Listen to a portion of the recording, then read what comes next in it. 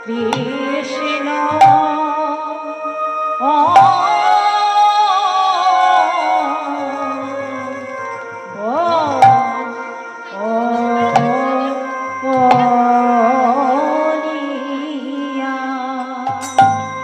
কৃষ্ণ কৃষ্ণ বলি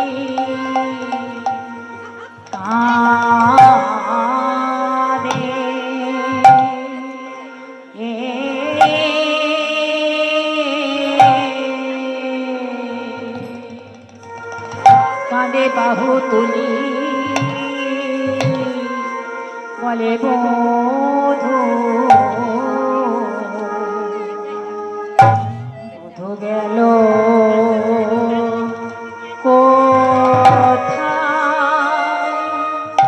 কোথায় রে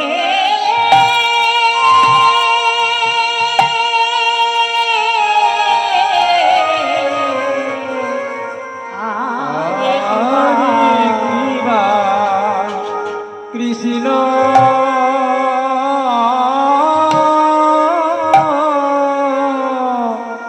কৃষ্ণ কৃষ্ণ বলিয়া কৃষ্ণ কৃষ্ণ বলিয়া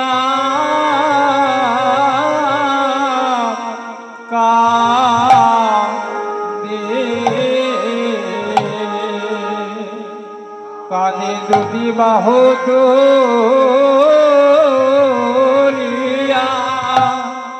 কানে রাধা রানী কানে রে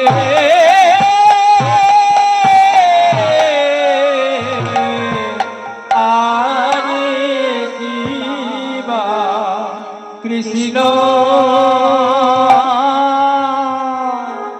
কৃষ্ণ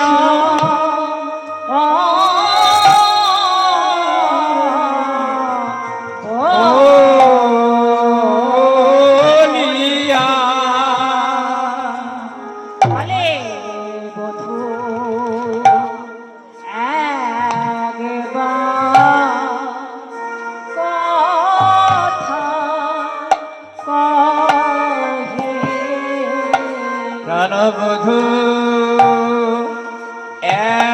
একবার কথা কহে বধূ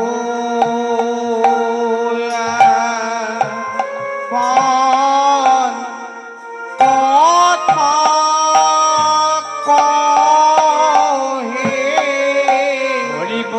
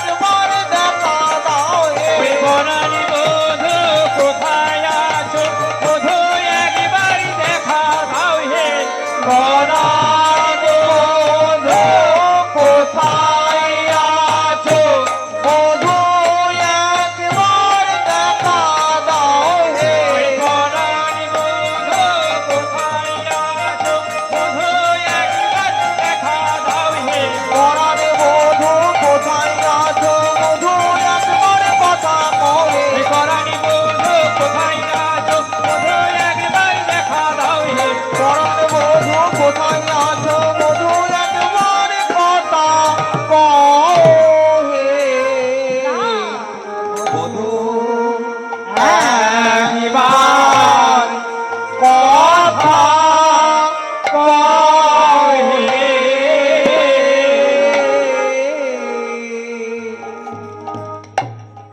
যে গানটা আস্বাদন করলেন এটা হচ্ছে বড় দৌঠকি গান, কীর্তনের আসল গান এগুলো।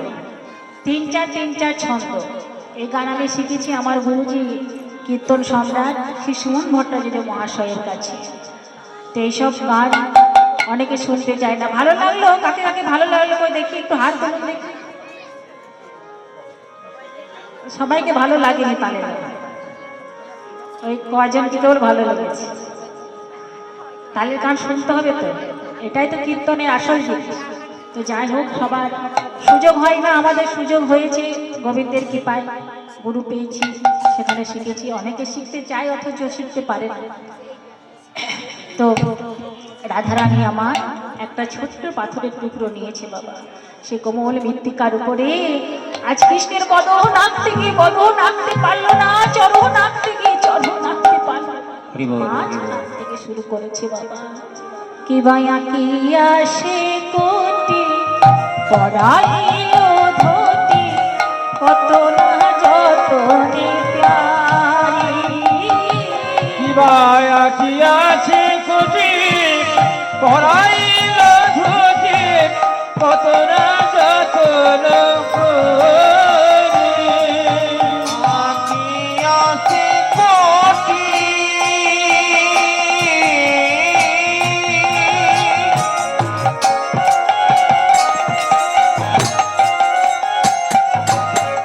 পড়াইল ধুতি, কত যতন করি। সরোবর আকিল তার পর, কত যতনে প্যারি। ও বনভি সরোবর আখিল তারপর, কত না যতন করি।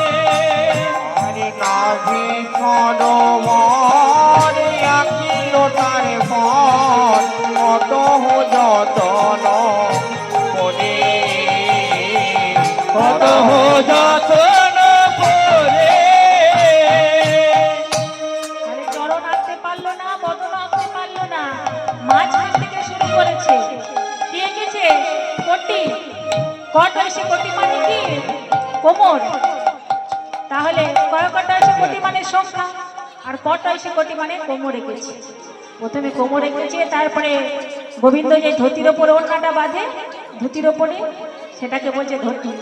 আঁকি আসে কোটি পড়াইলো ধটি, কত যতনে প্যারি। নাভি সরোবর, তারপরে নাভি পেট অঙ্কন করেছে, নাভি সরোবর আঁকিল, তারপর কত যতনে প্যারি। কত যতন করে। সখীগণ বলছে, ওরে রাধে, তুই তো বড় বড় গুরু ধরে অঙ্কন বিদ্যা শিখেছিস, তোর তো ভুল হওয়ার কথা নয়। আঁকতে গেলে না হয় বদনে থেকে আঁকতে হয়, না হলে চরণে থেকে আঁকতে হয়। তুই মাঝখান থেকে শুরু করলি কেন সখী? ওরে সখী, আমি ভেবেছি আমার সর্বস্ব ধো ওই চরণ থেকে শুরু করবো, কিন্তু যা যা, আমি ভাবলাম গোবিন্দের চরণে ছিল বলে গোবিন্দ চলে গেছে, আর যদি এই চিত্রের চরণ এঁকে দিই, আর চিত্র পর যদি চরণ দিয়ে চলে যায়, আমি কেমন করে থাকবো সখী? এই দাসীর কপাল তো ভালো নয়, তাই আমি চরণ আঁকি, তাই তো মাঝখান থেকে শুরু করেছি। তাই বলছে হ্যাঁ রে। তারপরে কি আঁকলো? কি বাহু দুটি আঁকি, ছলো ছলো আঁকি, বাঁশি কি দিল সে করে। বহুদটি আছি ছল ছল আছি, বাসি দিল করে। বলে তেমন করে বাঁশি বাজাও, কেমন করে বাঁশি বাজাও, মনে করে বাঁশি বাজাও। আর দেখান বাহুবলতা, বলি বাজাও একবার বাঁশি বাজাও। ওই যে বাড়ি দেখা দাও বানা দাও,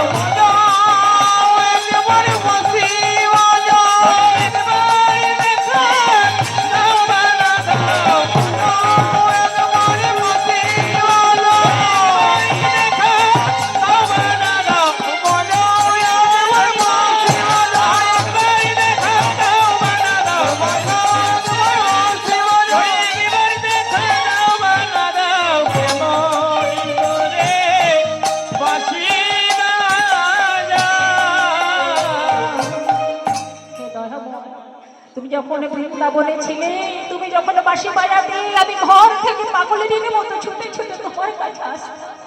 তুমি একবারে তেমন করে বাঁশি বাজাও। এই দেখো, এটা আমি তোমাকে বাঁশি ধরিয়ে দিয়েছি। তারপরে কি লিখেছি গো? গোবিন্দের বদন লিখেছি। বদন লিখে মুখে মুখে দিয়ে বলছে, শ্যামের বদন আঁকিল।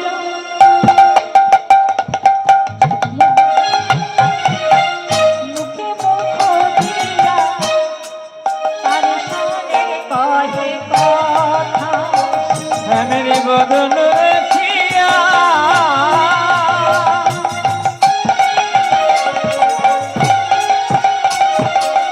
মুখ মুখ দিয়া লিখিল আধা বদন আঁকিয়া।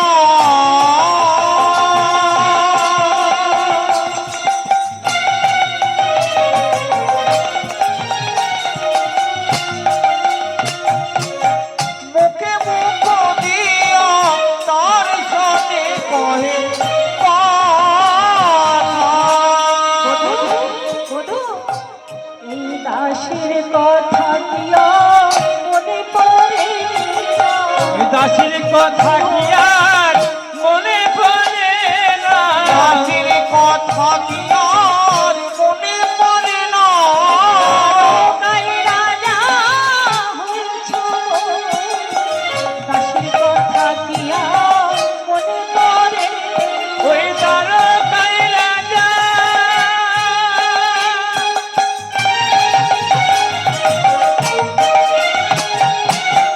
হয়েছ বলে দাসির কথা কি মনে পড়ে না? তারকাই রাজা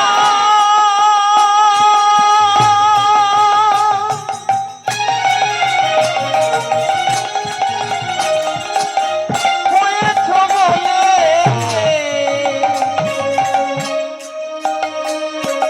দাসের কথা কি আর মনে পড়ে না? তাই রাজা হয়েছ বলে ওই দাসির বৃন্দাবনে রাখাল রাজা। ওই তারকাই রাজা হয়েছ বলে বৃন্দাবনে রাখাল রাজা। তারকাই রাজা হয়েছ বলে বৃন্দাবনের রাখাল রাজা। তারকাই রাজা হয়েছ বলে বৃন্দাবনের রাখাল রাজা। তারকাই রাজা হয়েছ বলে বৃন্দাবনের রাখাল রাজা। তারকাই রাজা হয়েছ বলে বৃন্দাবনের রাজা। তারকাই রাজা হয়েছ বলে দাসির কথা কি আর মনে পড়ে না?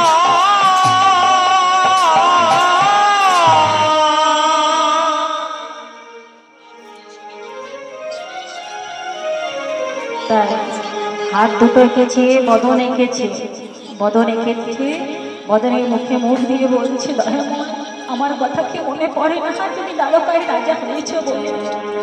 কুম্ভকণ্ঠ কিবা অপরূপ শোভা বদন আঁকিল পরে। গলা এঁকেছে সুন্দর করে। গোবিন্দের গলাটা কেমন? কুম্ভকণ্ঠ কিবা, কুম্ভ মানে শাঁখ, শাঁখের গায়ে যে দাগ থাকে, গোবিন্দের গলায় সুন্দর সুন্দর দাগ। তাই সেইভাবে সুন্দর সুন্দর দাগ দিয়ে গলা এঁকেছে, বদন এঁকেছে। এইভাবে যখন একে কান্নাকাটি করছে, বদকর্ত এক পাশ থেকে দাঁড়িয়ে বলছে, দাসে যদুনাথের ও হে রসময় আসিয়া দেখো হে খালা। দাসী যদি নয় ওই সময় আসিয়া দাও হে দেখা।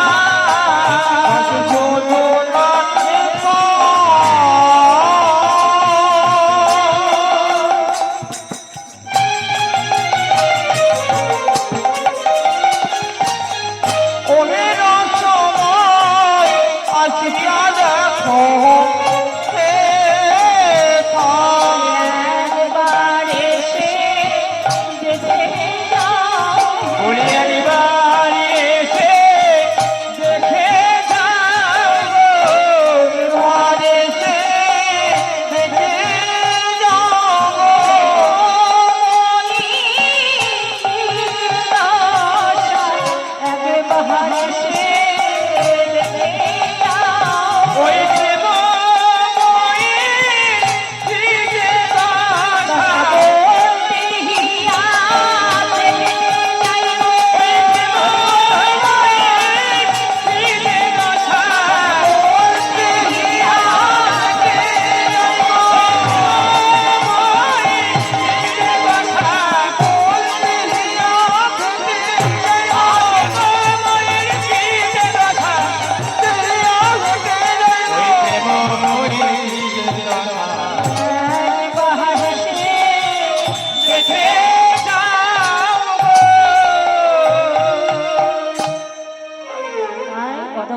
যদুনাথ দাস বলছে, হে গোবিন্দ, তুমি একবার এসে দেখে যাও তোমার প্রেম মহিমা কেমন দশা।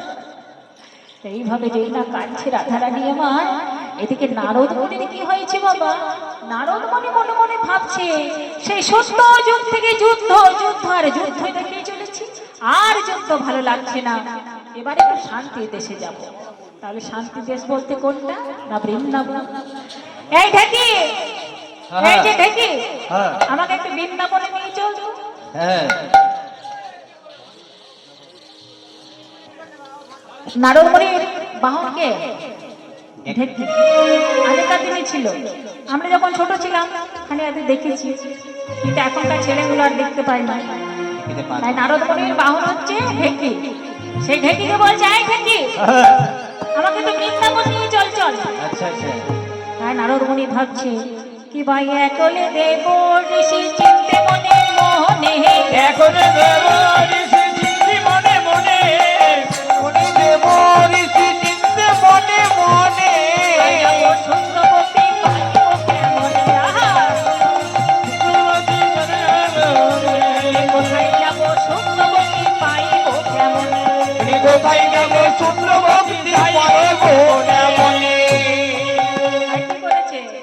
এত চিত্তে দেব ঋষি ঢেকি আরোহণ, এতদিন দেব ঋষি ঢেকি আহরণে, এতদিন দেব ঋষি ঢেকি আরোহণ, নাচতে গেল নাচিতে নাচিতে গেল মধুর বৃন্দাবন, ওই না নাচিতে নাচিতে গেল মধুর বৃন্দাবন। বৃন্দাবনে যাইয়া নারদ এদিক ওদিক যায়, ওই বৃন্দাবনে যাইয়া নারদ এদিকে ওদিকে চাই, বৃন্দাবনে যাইয়া নারদ এদিকে ওদিকে চাই, হতি কোথা হতে তা পাখি লাগি মোর গায়া, হতে লাগে লাগে তাহার গায়ে, কোথা হতে না পাশি লাগে মোর গায়ে। আমার অঙ্গ কেন জ্বলে যায়, আমার অঙ্গ যেন জ্বলে যায়, অঙ্গ কেন জ্বলে যায়, ব্রজে গেলাম অঙ্গ কেন জ্বলে যায়, ভাই সে ব্রজে গেলাম অঙ্গ কেন জ্বলে যায়, ওই হতে ব্রজে এলাম অঙ্গ কেন জ্বলে যায়, কোথা হতে তা পাখি লাগি মোর গায়া, কোথা হতে ভাবে আসে লাগলো মোরে গায়ে, কোথা হতে না পাশি লাগে মোর গায়ে। একে আমি এলাম শান্তির আশায় এই বৃন্দাবনে, আর বৃন্দাবনে এসে আমার গোটা অঙ্গ প্রত্যঙ্গ কেন চলে যাচ্ছে? কি হয়েছে? আমার নামও দেবশ্রী নারদ, আমি যেমন যুদ্ধ বানাতে জানি তেমন শান্তিও আনতে জানি। তাই আমি খুঁজে খুঁজে দেখবো কোথায় থেকে এত তাপ আসছে। তাই বিনাকে বলছে, এই বিনা, একটু কৃষ্ণ নাম না করলে তো খুঁজে পাবো না, তাই এক কাজ করবি না, তুই একটু কৃষ্ণ নাম করতে করতে কোথায় থেকে সেই তাপ আসছে আমাকে নিয়ে চল, আমি দেখবো। দেখতে হবে। তাই বিনা গাইতে গাইতে যাচ্ছে, ভজ কৃষ্ণ কহ কৃষ্ণ, একবার কৃষ্ণ কৃষ্ণ বল মুখে, ভজ কৃষ্ণ কহ কৃষ্ণ, একবার কৃষ্ণ কৃষ্ণ বল মুখে, ভজ কৃষ্ণ কহ কৃষ্ণ, কৃষ্ণ কৃষ্ণ বল মুখে, ভরে যাই অভাব মিটায়, বুকে ভরে যাই অভাব মিটাই, স্বভাব জাগাই মহাসুখে, ভজ কৃষ্ণ ভজ কৃষ্ণ, কৃষ্ণ কৃষ্ণ বল মুখে, ভজ কৃষ্ণ কহ কৃষ্ণ, কৃষ্ণ কৃষ্ণ বল মুখে, কৃষ্ণ গোবিন্দ হরে মুরারে, হে নাথ নারায়ণ বাসুদেব, শ্রীকৃষ্ণ গোবিন্দ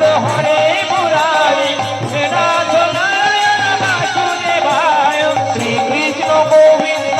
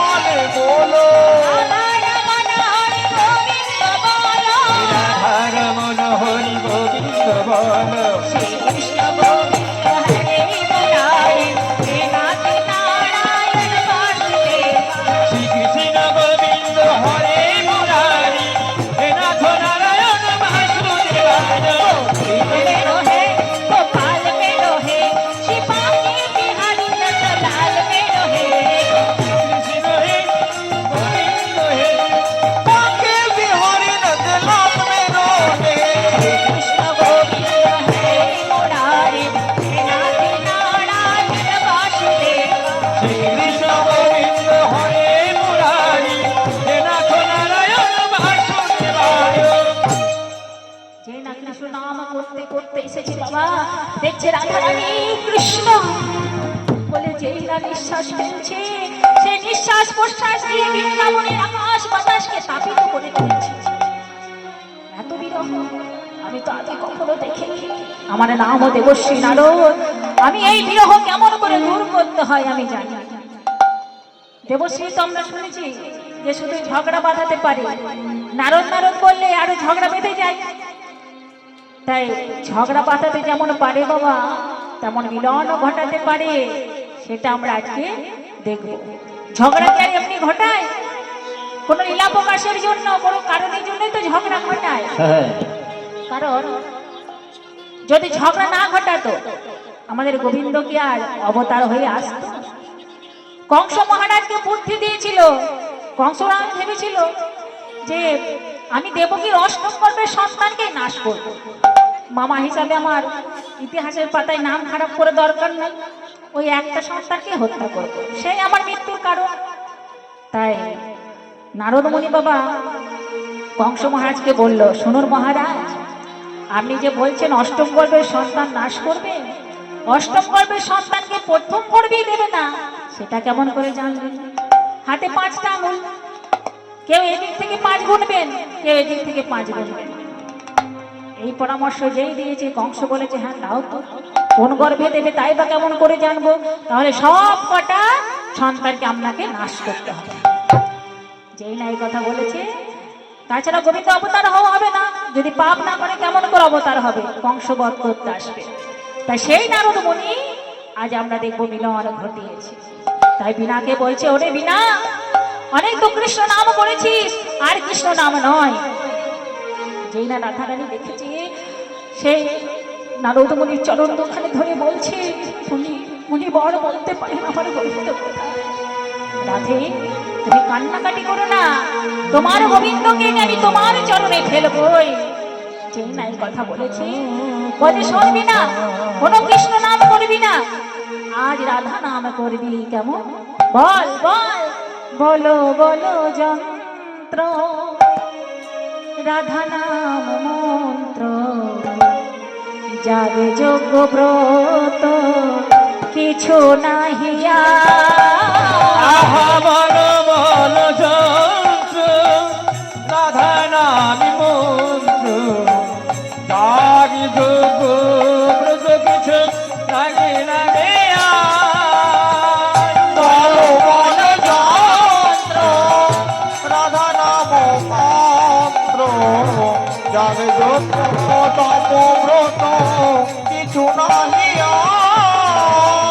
বলো বলো বিনে, রাধা নাম বিনে। একবারই বলো বলো বিনে, রাধা নাম নয়। বলো বলো বিনে, রাধা নাম বিনে। এই ত্রিভুবনে কিছু নাহিয়া। বলো বলো যন্ত্র, জাগি যোগ ব্রত কিছু নাহি লাগে। আর বলো বলো যন্ত্র, রাধা নাম মন্ত্র, জাগে যোগ তপ ব্রত কিছু নাহি। যেই না রাধা রাধা বলতে বলতে এসেছে, সোনার সিংহাসনে বসেছিল গোবিন্দ আমার, ছুটে রাস্তার ধারে এসেছে। কে শোনালো, কে শোনালো এবার রাধা নাম? কে শোনালো? এখানে তো রাধা নাম হয় না, কে শোনালো? যেই না ছুটে এসেছে, কে শোনালো রাধা নাম? দেখছে নারদ মুনি বিনাতে রাধা নাম করতে করতে আসছে। কি নারদ মুনি, আমি তো কখনো বিনাতে রাধা নাম করেন না, আজ হঠাৎ রাধা নাম? নারদ মুনি রাগ হয়ে আছে, বাবা আমার বিনা কখনো কৃষ্ণ নাম করবো, কখনো রাধা নাম করবো, তোমাকে কি বলে করবো মশাই? তাই এখানে কি কোনো কারণে এসেছে? আমার কাজ নেই তো, আমি এমনি এসেছি। স্বর্গ মর্ত পাতাল 3টে ভুবনের খেয়ালে রাখতে হয়, তোমার কাছে আমি কাজেই এসেছি। তা কি কাজ বলতে পারেন মণিবর? শোনো, এই যে তুমি যে কুরুক্ষেত্রে যুদ্ধ বাঁধিয়েছো, কোনো যজ্ঞ করেছো? করনি? বলছে অর্জুন তো করেছে। অর্জুন খেলে তোমার খাওয়া হবে। তাহলে অর্জুন যজ্ঞ করলে তোমার কি করে যজ্ঞ করা হয়? বলছে তাহলে কি করব মুনি? বলছে শোনো কি করবে, তুমি যজ্ঞ করবে। কুরুক্ষেত্রের যুদ্ধে কত ধার্মিক মানুষের প্রাণ নষ্ট হয়েছে, তাদেরকে মুক্তি দিতে হবে না? তো তোমাকে সেই জন্য যজ্ঞ করতে হবে।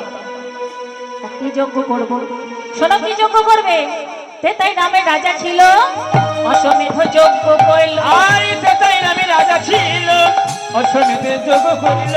তেতাতে রাজা ছিল, অশ্বমেধ যজ্ঞ করিল। দান মত যজ্ঞ হবে, দান ব্রত যজ্ঞ হবে, দান ব্রত যজ্ঞ হবে, যজ্ঞ হবে। শুনো বলে হে রাজন, ত্রিভুবন নিমন্ত্রণ। আর শোনো গো রাজন, ত্রিভুবনের নিমন্ত্রণ। বলি ওহে রাজন, ত্রিভুবন নিমন্ত্রণ। সবারে করিতে হইবে, নিমন্ত্রণ সবারে করিতে হইবে, করিতে হইবে। নিমন্ত্রণ করিতে হইবে। বলছে শোনো, তোমাকে দানবত যজ্ঞ করতে হবে। কেমন? আর দানবত যজ্ঞ করলে হবে না, তোমাকে তিনটে শর্ত মানতে হবে। কি কি শর্ত? বলছে শোনো কি শর্ত জানো? শোনো, যে যা চাইবে তাহা দিবে, সবার আশা মেটাইবে। ওই যে যা চাইবে তাহা দিবে, সবার আশা মেটাইবে। যে যা চাইবে তাহা দিবে, সবার আশা মেটাইবে। দান সবাইকে করবে হাসি মুখে, ওই দান সবাইকে করবে হাসি মুখে, দান সবাইকে করবে হাসি মুখে। তাহলে দুটো শর্ত গেল কি কি? ত্রিভুবনকে নিমন্ত্রণ করতে হবে, মানে সবাইকে নিমন্ত্রণ করতে হবে, আর যে যা চাইবে তাই দিতে হবে। দুটো শর্ত। আর একটা শর্ত শোনো, সর্বশেষে দান দিয়া ভিক্ষা ঝুলি কন্ধে। ওই সর্বশেষে দান দিয়া ভিক্ষার ঝুলি কন্ধে লইয়া, সর্বশেষে দান দিয়া ভিক্ষার ঝুলি কন্ধে লইয়া, ভিক্ষা করি যাবে মহাসুখে। ওই ভিক্ষা করে যাবে মহাসুখে, ভিক্ষা করি যাবে মহাসুখে। ওই ভিক্ষা করে যাবে মহাসুখে, ভিক্ষা করে যাবে মহাসুখে। এ কি দেবশ্রী পাল, আমি দান করব আবার ভিক্ষে করব, এ আবার কেমন কথা? বলছে শোনো, যদি কাউকে 100 টাকা দান করা হয়, তাহলে কি করবে জানো? তার কাছে 1 টাকা চেয়ে নেবে। তাহলে কি হবে জানো? দানের অহংকার দূরে যাবে। তোমার দানের অহংকার দূরে যাবে, দানের অহংকার দূরে যাবে, অহংকার দূরে যাবে। দান দিয়ে ভিক্ষা করবে, দানের অহংকার দূরে যাবে। ওই না দিয়ে ভিক্ষা করলে দানের অহংকার দূরে যাবে, দান দিয়ে ভিক্ষা করলে দানের অহংকার দূরে যাবে। দান সবাইকে করবে হাসি মুখে, ওই দান সবাইকে করবে হাসি মুখে, দান সবাইকে করবে হাসি মুখে, দান সবাইকে করবে হাসি মুখে। বলছে বেশ তাই করব। তাহলে দেবশ্রী পাল, এই যজ্ঞটা দানগত যজ্ঞটা করবো কোথায়? বলছে শোনো কোথায় করবে। তুমি এই দানগত যজ্ঞ করবে প্রভাস তীর্থে। এই প্রভাস তীর্থ নাম কি করে হলো একটু জেনে নিন। এই যে আমাদের দেবতাদের গুরুকে কে বলতে পারবে? দেবতাদের গুরুর নাম? দেবতাদের গুরুর নাম বৃহস্পতি। দেবতাদের গুরুর নাম হচ্ছে বৃহস্পতি। তাহলে বৃহস্পতি স্ত্রী কে হবে? চাঁদের গুরুমা হবে। আকাশের চাঁদের স্বভাব বড় ভালো ছিল না বাবা, ওই গুরুমার প্রতি একটু আকৃষ্ট ছিল। তাই দেবশ্রী গুরুমার প্রতি আকৃষ্ট ছিল বলে বৃহস্পতি গুরু বাবা কি করেছিল? চাঁদকে বলেছিল, ওরে চাঁদ, তোরাই কাউকে পেলি না, শেষে আমার স্ত্রীর দিকে নজর দিলি, তুই 16 দিনের মধ্যে ধ্বংস হয়ে যাবি। যেই নাই অভিশাপ দিয়েছে বাবা, সর্বনাশ। গুরুর অভিশাপ তো বিফলে যাবে না। চাঁদের 27 জন স্ত্রী মনে মনে ভাবলো, তাই তো আমরা এই অল্প বয়সে বিধবা হয়ে যাব, তাহলে কি হবে? তাহলে যেতে হবে জামাইবাবুর কাছে। মানে দক্ষ রাজার একজন মেয়েকে বিয়ে করেছিল শিব ঠাকুর আর 27 জনকে বিয়ে করেছিল চাঁদ। তাহলে জামাইবাবু হচ্ছে কি শিব ঠাকুর। তাই বলছে ওরে বনে বনে মিনে বলছে চল আমরা এখন যাব কোথায় না আমাদের জামাইবাবুর কাছে। তাই শোন চল ভোলানাথের নাম নিয়ে যায়। প্রভুমি সামানে সামাসে সাগনাম কোনো হে না হে সাগনা গড়নাম ব্যাটারি তো দূর জয় দৈত পুরম প্রণমামি শিবম শিব কল্পতরু। প্রভুমি সামানে সামাসে সাগনাম কোনো হে না হে সাগনা গড়নাম ব্যাটারি তো দূর জয় দৈত পুরম প্রণমামি শিবম শিব কল্পতরু।